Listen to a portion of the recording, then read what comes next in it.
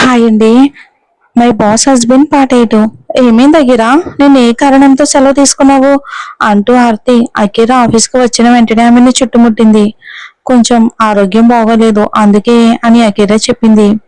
సెలవు దరఖాస్తులో అబిర్ కారణంగా ఏం రాశాడో కూడా ఆమెకు తెలియదు. అయినప్పటికీ అనారోగ్యం అనే కారణమని చెప్పింది. ఇప్పుడు బాగానే ఉన్నావు కదా అని ఆర్తి అడిగింది. ఆమెకు నిజంగా అంతగా ఆందోళన లేకపోయినా బాధ్యతగా అడిగింది. అవును, ఇప్పుడు బాగున్నాను అని అఖిల చెప్పింది. రండి మహారాణి గారు, బాగా రెస్ట్ తీసుకుని వచ్చారా అని మనీషా వెటకారంగా అంది. అఖిల, నువ్వు బాగున్నావు కదా, నువ్వు అనారోగ్యంగా ఉన్నావని విని నేను ఎంత భయపడ్డానో తెలుసా అని ఆనంద్ అఖిలని చూసి సంతోషంగా ఆమె దగ్గరకు పరిగెత్తుకుంటూ వచ్చాడు. అవును, ఇప్పుడు బాగున్నాను అని అఖిల చెప్పి వాళ్ళ మధ్య నుంచి వెళ్ళిపోయింది. మధ్యాహ్నం తర్వాత అబీర్ మొత్తం స్టాఫ్ ను కాన్ఫిడెన్స్ రూమ్ కి రావాలని మెయిల్ పంపించాడు. ఆఫీసులోని మహిళా ఉద్యోగులంతా మేకప్ చేసుకున్నారు. అబీర్ వాళ్ళని మాత్రమే చూడటానికి పిలిచినట్టుగా తయారయ్యారు. బాగా అబీర్ వాళ్ళ వైపుకు చూడాలి అని. అఖిరా, నువ్వు మేకప్ చేసుకోవా అని ఆర్తి అడిగింది. లేదు లేదు, నేను ఇలాగే బాగున్నాను అని అఖిల చెప్పింది. అబీరాకి ఇప్పటికే పెళ్ళైనా కూడా ఈ అమ్మాయిలు అతని వెంట పడుతూనే ఉండడం చూసి ఆమెకు కొంచెం కోపం వచ్చింది. మనీషా మేడం, చాలిక మిమ్మల్ని చూడడానికి అతిథులేమీ రావట్లేదు కదా అని పూజ వెటకారంగా అంది మనీషాతో. కన్సిలర్ నుంచి మొదలుకొని అన్ని కూడా వేసుకుంటున్నావు. అబీర్ మీటింగ్ పెట్టింది తనను మాత్రమే చూడడానికి అన్నట్టుగా తయారైపోయింది మనీషా. మీరు మీ పని చూసుకోండి, అర్థమైందా? Let me concentrate. ఈ రోజు నేను అందరిలో కల్లా చాలా అందంగా కనిపించాల్సిందే అబీర్ గారికి అని మనీషా వాళ్ళ మాటలను ఏమాత్రం పట్టించుకోకుండా అంది. అంత మేకప్ వేసుకుని తెల్లటి బల్లిలా కనిపిస్తుంది. అందరూ 15 నిమిషాల ముందే కాన్ఫిడెన్స్ హాల్లోకి వెళ్లి కూర్చున్నారు. సరిగ్గా 15 నిమిషాల తర్వాత అబీర్ వచ్చాడు. సమయ పాలనలో అతను ఎంతో ఖచ్చితంగా ఉండేవాడు. ముందుగాని ఆలస్యంగాని అస్సలు కాదు, ఖచ్చితమైన టైంకే వచ్చేవాడు. Hello everyone, as you all now you are preparing for straight line project and I have a good news. Yes, we got the deal. Hello everyone, మీ అందరికీ తెలిసినట్టే మనం స్టార్ట్లెట్ ప్రాజెక్ట్ కోసం అందరం రెడీ అవుతున్నాం. మీ అందరికీ ఒక శుభవార్త ఉంది. అవును, మనకి ఆ డీల్ వచ్చింది అని అబీర్ చాలా ఆనందంగా అన్నాడు అందరితో. ఈ రోజు మొదటిసారిగా అందరూ అతన్ని ఇంత ఆనందంగా చూశారు. అందరికీ ప్రాజెక్ట్ వచ్చిందని సంతోషమని అనిపించింది. కానీ నిజానికి తన భార్య వాళ్ళ ప్రాజెక్ట్ దక్కిందన్న గర్వం అతనికి ఆనందానికి కారణం.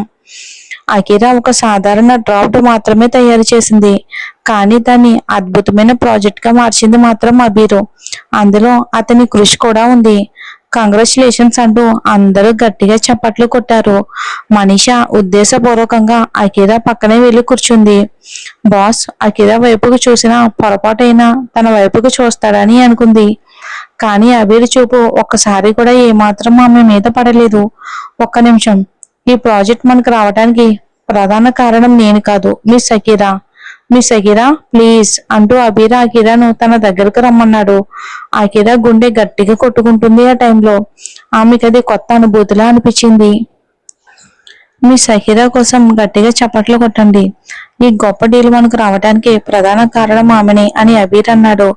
వెంటనే అబ్బాయిల ఉద్యోగులంతా హర్షధ్వానాలతో చప్పట్లు కొట్టారు. కానీ మహిళా ఉద్యోగులు మాత్రం మొహాలు చిట్లించి ఇష్టం లేక చప్పట్లు కొట్టారు కష్టంగా. వాళ్ళందరికీ అఖిరాపై తీవ్ర అసూయ కలిగింది. ఎంత సిగ్గుపడుతుందో చూడు, అందరి ముందు ఎలా ఉండాలో కూడా తెలియదు అని మనీషా ఆర్తి చెవిలో నెమ్మదిగా చెప్పింది. అవునుగా, చూడు చూడు ఎలా సిగ్గుపడుతూ నటిస్తుందో. బాస్ కి పెళ్ళిందన్న విషయం కూడా దీనికి అర్థం కావట్లేదు అని ఆర్తి కూడా మనీషా చెవిలో మెల్లగా చెప్పింది. కొంచెం ప్రశంసించగానే నా కింద పనిచేస్తుందన్న విషయం కూడా మర్చిపోయింది. ఆగు, దీన్ని నేను చూస్తాను. ఈ రోజు ఇంత పని పెడతాను చూడు, ఆఫీస్లోనే ఉండాల్సి వస్తుంది దీనికి అని మనీషా పళ్ళని బిగిస్తూ అంది. దాదాపు అరగంట పాటు మేకప్ చేసుకుంది, కానీ దానివల్ల ఏమాత్రం ప్రయోజనం లేకపోయింది.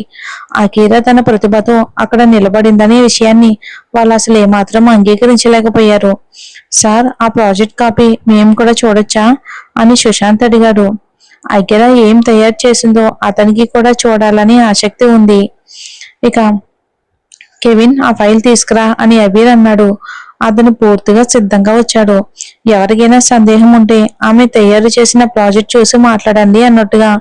ఇక మగ ఉద్యోగులంతా ఆ ప్రాజెక్ట్ ని ప్రశంసించారు. కానీ మహిళా ఉద్యోగులు మాత్రం మొహాలు చిట్లించారు.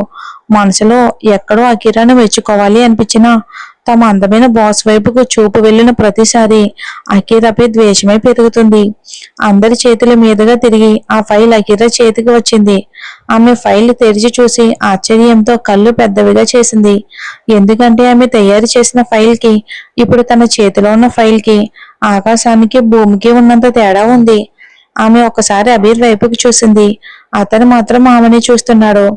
సో ఫ్రెండ్స్, నేను కంపెనీని టేక్ ఓవర్ చేసిన తర్వాత వచ్చిన మొదటి ప్రాజెక్ట్ ఇదే, కాబట్టి సెలబ్రేషన్ ఉండాలి కదా అని అబీర్ అకీరా వైపు నుంచి చూపు తిప్పి అందరినీ చూస్తూ అడిగాడు. ఎస్ అంటూ అందరూ ఒక్కసారిగా గట్టిగా అరిచారు. ఈ వీకెండ్ కంపెనీ తరపున మీ అందరికీ 2 రోజుల కోసం ఒక రిసార్ట్ బుక్ చేశాం. అది beach view resort. So pack your bags అని అబీర్ చెప్పగానే అందరూ ఎంతో సంతోషించారు. ఇన్ని సంవత్సరాలు ఈ కంపెనీలో పనిచేసిన ఇలాంటి ట్రిప్ ని ఎప్పుడూ ఏర్పాటే చేయలేదు. పైగా మొత్తం ఖర్చు కూడా కంపెనీదే. దీంతో వాళ్ళ ఆనందానికి అవధులు లేకుండా పోయాయి. ఎల్లుండి ఉదయం 9 గంటలకు అందరూ ఆఫీస్కి రండి. ఇక్కడి నుంచే బస్ మిమ్మల్ని తీసుకెళ్తుంది అని చెప్పి అబీర్ కాన్ఫరెన్స్ రూమ్ నుంచి బయటికి వెళ్ళిపోయాడు. వావ్, బాస్ ఎంత మంచివారు. 2 రోజులు బాగా ఎంజాయ్ చేయొచ్చు, చాలా ఫన్ గా ఉంటుంది. కానీ బాస్ కూడా మనతో వస్తారా అని పూజ అడిగింది. అదే ఇప్పుడు అందరికీ పెద్ద సందేహం. నాకు మాత్రం ఆయన వస్తారు అని ఏమాత్రం అనిపించడం లేదు. మాట్లాడేటప్పుడు కూడా గమనించారా? మీ అందరి కోసం రిసార్ట్ బుక్ చేశామన్నారు, మన కోసం అనలేదు అని మధుర అంది. అవునవును, నాకు అలానే అనిపిస్తుంది. ఆయన ఖచ్చితంగా రారు. ఆయన ఎప్పుడు చాలా బిజీగా ఉంటారు. మన కోసం రిసార్ట్ బుక్ చేసి ఉంటారు, కానీ ఆయన మాత్రం రారు అని ఆనంద్ కూడా అన్నాడు. నిజానికి అబీర్ రాకపోవటమే అతనికి ఆనందంగా ఉంది. రండి, ఒక పందెం వెయ్యాలా? బాస్ వస్తారా లేదా అని ఆర్తి ఎప్పట్లాగే ఎప్పుడు తన పందెం మాట మొదలు పెట్టింది. నాకు మాత్రం బాస్ రారని అనిపిస్తుంది అంటూ అందరూ బాస్ రారని చెప్పి ఒక్కొక్కరు 500 రూపాయలు పందంగా వేశారు. బాస్ వస్తారని మాత్రం ఒక్కరూ డబ్బు పెట్టలేదు. అకిరా, నువ్వు చెప్పు, నీకేమనిపిస్తుంది? బాస్ వస్తారా లేదా అని ఆర్తి అడిగింది. నాకు తెలియదు అని అకీరా చెప్పింది. శనివారం ఆదివారం అతను తన ఇంటికి వెళ్తాడని అని అనుకుంది. అంతలోనే వచ్చే వారం తనను కూడా ఇంటికి తీసుకెళ్తానని అబీర్ చెప్పిన విషయం ఆమెకు గుర్తొచ్చింది. నీకేమనిపిస్తుందో అదే చెప్పు. మాకు తెలియదు కదా అని మనీషా కొంచెం కోపంగానే అంది అకీరాతో. ఒక పని చేయి, బాస్ వస్తారని నువ్వే పందెం వేయి. అందరికంటే భిన్నంగా వేయటం నీకు ఇష్టమే కదా, అయితే ఇదే సరిపోతుంది అని ఆర్తి చెప్పి అకీరా మాట కూడా వినకుండా అందరికి వ్యతిరేకంగా ఆమెను నిలబెట్టింది. ఏ ఆఫీస్ అయిపోయాక షాపింగ్కి వెళ్దామా? బాస్ రాకపోయినా పర్వాలేదు, ఆ బీచ్ లో ఎవరో ఒక హాట్ అబ్బాయి మాత్రం దొరుకుతాడు అని మధుర అనగానే అందరూ వెంటనే ఒప్పుకున్నారు. రేపు ఆఫీస్కి సెలవు లేదు, అందుకే ఈ రోజు షాపింగ్ చేసి రేపు సాయంత్రం అన్ని ప్యాక్ చేసుకోవాలి అని ప్లాన్ చేసుకున్నారు అంతా. అందరూ తమ ప్లాన్ ముగించుకుని తమ తమ టేబుల్ దగ్గరికి వెళ్ళిపోయారు. కానీ మనీష మాత్రం అకీరా దగ్గరికి వచ్చింది. అకీరా, ఈ రోజే నెలవారీ రిపోర్ట్ పూర్తి చేసి నాకు ఇవ్వు అని మనీష అంది.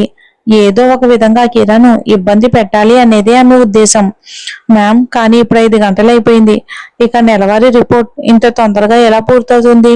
రేపు వచ్చి పూర్తి చేస్తే కుదరదా అని అకీరా చేతి గడియారం చూసుకుంటూ అడిగింది. నాకు అవేమీ చెప్పొద్దు అకీరా, రేపు ఇంకేదైనా పని రావచ్చు. పైగా తర్వాత 2 రోజుల సెలవు ఉంది, అందుకే ఈ రోజే రిపోర్ట్ కావాలి అని మనీషా అంది. ఆమెకి నిజానికి ఆమె చేతిలో అధికారం ఉంటే మొత్తం ఆఫీస్ అంతా కూడా అకీరాతోనే తుడిపించేది. మ్యామ్, 1 గంటలో ఇది పూర్తవదు. ఇప్పుడు ఎంతవరకు అవుతుందో అంతవరకు చేసి మిగతాది రేపు పూర్తి చేస్తాను, సరేనా అని అకీరా ఆమెను ఒప్పించే ప్రయత్నం చేసింది. నాతో మాట్లాడుతున్నంతసేపు నీకు పని చేయడానికి సమయం తగ్గిపోతుంది. ఈ రోజు రిపోర్టు పూర్తి చేసి మాత్రమే ఇంటికి వెళ్ళాలి అని మనిషి కరాఖండిగా చెప్పి అక్కడ నుండి వెళ్ళిపోయింది. ఇప్పుడు అకీరాకు రిపోర్టు టైప్ చేయడం తప్ప ఇక వేరే మార్గం లేదు. ఆఫీస్ లో స్టాఫ్ అంతా కూడా ఇంటికి వెళ్ళిపోయారు. కానీ అకీరా మాత్రం అక్కడే కూర్చొని రిపోర్టు టైప్ చేస్తూనే ఉంది. నేను షాపింగ్ చేసి వచ్చేంత వరకు ఇక్కడే ఉండు, నాకు రిపోర్ట్ ఇవ్వకుండా ఇంటికి వెళ్ళొద్దు అని మనిషి చెప్పి వెళ్ళిపోయింది. ఆమె చివరిగా ఆఫీస్ నుంచి బయటకు వెళ్ళింది. వెళ్ళేటప్పుడు వాచ్మెన్ కు ఆఫీసులోకి ఎవరూ లేరని చెప్పింది. వాచ్మెన్ కూడా చూసుకోకుండా అన్ని గేట్లు మూసేశాడు. 7 గంటలైనా సరే మనీషా తిరిగి రాలేదు. అబీర్ కూడా ఎప్పటిలాగే ఇంటికి వెళ్ళిపోయాడు. ఎందుకంటే అఖిల ఎప్పుడు ఆఫీస్ బయట అతని కోసం వేచి ఉండేదే కాదు, అందుకే వెళ్ళిపోయాడు. 8 గంటలైనా సరే అఖిల ప్రశాంతంగా కూర్చుని రిపోర్టు టైప్ చేస్తూనే ఉంది. ఇక కెవిన్, అఖిల ఎక్కడుంది అని అబీర్ అడిగాడు. రాత్రి 8 గంటలైనా ఆమె ఇంటికి రాకపోవడంతో అతని గుండె బాధగా కొట్టుకుంది. బహుశా వాళ్ళు షాపింగ్ వెళ్ళి ఉండొచ్చు అని కెవిన్ అన్నాడు. అతను ఊహాగానాలు వినడానికి కూడా ఆగకుండా అబీర్ వెంటనే అఖిలకు కాల్ చేశాడు. కానీ ఫోన్ స్విచ్ ఆఫ్ లో ఉంది. అంతే, అబీర్ రాయ్ సింఘానియా గుండె ఒక్కసారిగా వణికిపోయింది. కెవిన్, ఆమె ఫోన్ స్విచ్ ఆఫ్ లో ఉంది. వెంటనే మన టీంను పిలువు. ఇప్పుడేమైనా వెతకాలి, తొందరగా వెళ్ళు అని అబీర్ కంగారుగా అన్నాడు. అతను చాలా భయపడిపోయాడు. అఖిల గతం గురించి అతనికి కొంతవరకే తెలుసు. ఓకే ఓకే బాస్ అని కెవిన్ పరిగెత్తుకుంటూ బయటికి వెళ్ళిపోయాడు. అబీర్ సగం మందిని మాల్స్, థియేటర్లు, రెస్టారెంట్లు, పార్కులు వంటి చోట్ల వెతకమని పంపించాడు. తాను మాత్రం కెవిన్ తో కలిసి ముందుగా ఆఫీస్కి వెళ్ళాడు. అక్కడ వెళ్లి ఆఫీస్ చుట్టుపక్కల ఉన్న సీసీటీవీ ఫుటేజ్ చూశాడు. కానీ అందులో అఖిల ఆఫీస్ నుంచి బయటికి వెళ్ళిన దృశ్యం కనిపించలేదు. కెవిన్, అఖిల ఆఫీసులోనే ఉంది అని అబీర్ పిలిచి చెప్పాడు కెవిన్ కి. మిగతా వాళ్ళు వెతకడం ఆపేయడానికి. అఖిల మాత్రం తన డెస్క్ దగ్గర కూర్చుని రిపోర్టు టైప్ చేస్తూనే ఉంది. తన భర్త తన కోసం ఆకాశం భూమి ఒకటయ్యేలా వెతుకుతున్నాడనే విషయం ఆమెకి ఏమాత్రం తెలియదు. తన ఫోన్ స్విచ్ ఆఫ్ అయి ఉందన్న విషయాన్ని కూడా ఆమె గమనించలేదు. అబీర్ ఏమీ జరగనట్టుగా ఆఫీస్లోకి వెళ్లి నేరుగా అఖిల డెస్క్ దగ్గరకు వచ్చి నిలబడ్డాడు. టైప్ చేస్తూ ఉండగా అఖిల పక్కకు చూసింది. అక్కడ అబీర్ నిలబడి ఉండడాన్ని చూసి ఒక్కసారిగా ఉలికిపడింది. మీరు ఇక్కడేం చేస్తున్నారు అని ఏమాత్రం ఊహించగా అడిగింది. ఎన్ని గంటలయ్యాయో తెలుసా? మిస్ రాయ్ సింఘానియా అని అబీర్ అడిగాడు. మొదటిసారిగా ఆమెను మిసెస్ రాయ్ సింఘానియా అని పిలిచాడు. అతను లోపల ఎంత భయపడిపోయినా బయట మాత్రం ప్రశాంతంగానే కనిపించాడు. ఆమెను క్షేమంగా చూసిన తర్వాతే అతనికి ఊపిరి పీల్చుకున్నట్లయింది. 9 గంటలు అని అఖిల గడియారం చూసి చెప్పింది. ఆమె అంత సహజంగా చెప్పడంతో అబీర్ ఆమెని చూస్తూ ఉండిపోయాడు. తను రాకపోయి ఉంటే రాత్రంతా ఆఫీస్లోనే బందీ అయిపోయేదన్న విషయం కూడా ఆమెకు తెలియలేదు. ఓ షెట్, నాకు అసలు టైమే గమనించనే లేదు.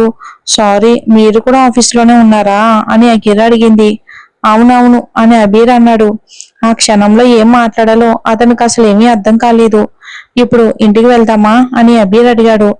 ఆమె ఇంకే అక్కడే కూర్చొని ఉండడం చూసి, లేదు, నాకు ఇంకా కొంచెం సమయం పడుతుంది. నెలవారీ రిపోర్టు తయారు చేస్తున్నాను. ఇంకో గంటలో పూర్తవుతుంది. మీరు ఇంటికి వెళ్ళండి, నేను వస్తాను అని అఖిల అంది. ఆ నెలవారీ రిపోర్ట్ పక్కన పెట్టు, ఇప్పుడు నాతో కలిసి ఇంటికి రా అని అబీర్ అన్నాడు. అతని గొంతులో ఆజ్ఞ చాలా స్పష్టంగా వినిపించింది. మా బాస్ చెప్పాడు, లేదంటే రేపు ఉద్యోగం నుంచి తీసేస్తాడంట అని అఖిల అంది. నువ్వు ఇప్పుడు నాతో రాకపోతే రేపు నీ బాస్ ని ఉద్యోగం నుంచి తీసేస్తాను. ఏమంటావు చెప్పు అని అబీర్ అన్నాడు. ఇక అంతే, ఇంకా అఖిల వెంటనే లేచింది భయంతో. రిపోర్ట్ అలాగే వదిలేసి అబీర్ వెనకాలే నడవడం ప్రారంభించింది. ఇదంతా ఎవరి పని అనేది మాత్రం రేపు తప్పకుండా కనిపెడతానని అబీర్ మనసులో ఖచ్చితంగా అనుకున్నాడు. వాళ్ళంతా చూస్తాను అని. మనీషా పని అయిపోయిందేమో. అయ్యో, మీరు నా ప్రాజెక్ట్ ని అందంగా మార్చారా అని అఖిల అడిగింది. గత 5 గంటలుగా అడగాలనుకున్న ప్రశ్నను చివరికి అడిగేసింది. కొంచెం మాత్రమే చూశాను, అంతకన్నా ఏమీ లేదు అని అబీర్ అన్నాడు. కొంచెం కాదు, నేను చేసిన ప్రాజెక్టు చాలా సాధారణంగా కనిపించింది. కానీ మీరు చేసింది మాత్రం చాలా అంటే చాలా అద్భుతంగా ఉంది అని అఖిల అంది. ఇక్కడ ఏం జరిగిందో నీకేమైనా తెలుసా అని అబీర్ అడిగాడు. ఏం జరిగింది?